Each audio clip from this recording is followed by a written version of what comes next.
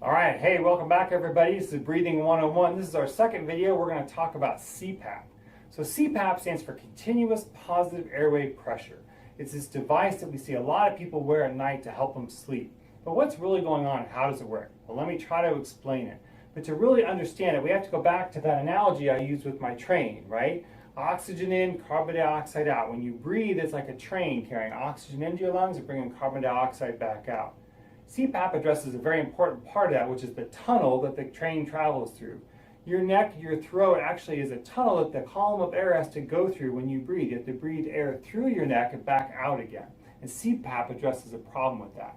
But to really understand why people need CPAP, we need to talk briefly about sleep. I hope not to get too far into the weeds with this, but let me real quickly help you understand what happens at the deeper levels of sleep.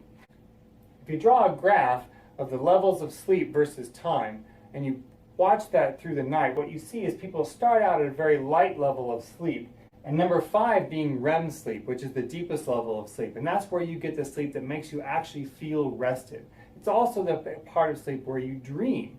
What's most important about REM sleep, though, is that's also where your body loses its postural tone. You're actually paralyzed when you sleep. Most people don't realize that. But it's why if someone wakes you up during the middle of a dream, you'll shake or go crazy. It's because you're getting those muscle reflexes back. Why is this important? Well, in someone who has obstructive sleep apnea, when they hit that level of sleep, when they hit their REM sleep and they lose postural reflexes, they lose the ability to keep their throat open, and the muscles and the tissues actually collapse over onto the airway and don't let any air through. It'd be just like having your tunnel collapse on the train. The train can't get through. There's nothing wrong with the train, there's nothing wrong with the lungs on the other side, but the train can't get through because the tunnel collapses. So what happens to these people is they start out the night, they're doing okay, they're breathing, they go to sleep, and then when they hit that level of sleep where they lose that postural reflexes, their body wakes them right back up again because they can't breathe. So then they start back down that trek again, and then they hit that level and they wake back up again. And they spend all night in this horrible up and down, never really getting good sleep. And that's why they wake up feeling tired all day long. So what CPAP does is pushes a constant column of air into your throat. Again, it's like pushing walls of that tunnel open to allow the train to travel through. That continuous positive pressure pushes a column of air solid through the throat and to keep your neck open so that you can breathe. Now, most people with CPAP don't need oxygen because it's not an oxygen problem, it's simply an airway problem. The CPAP keeps that airway open and they're allowed to breathe naturally and they don't need any extra oxygen. But CPAP can be plugged into oxygen because sometimes people have more than one problem. Maybe they have some chronic lung disease and they have sleep apnea, so now they need extra oxygen and they need the pressure to push it in. CPAP couldn't be more simple. It has only one setting.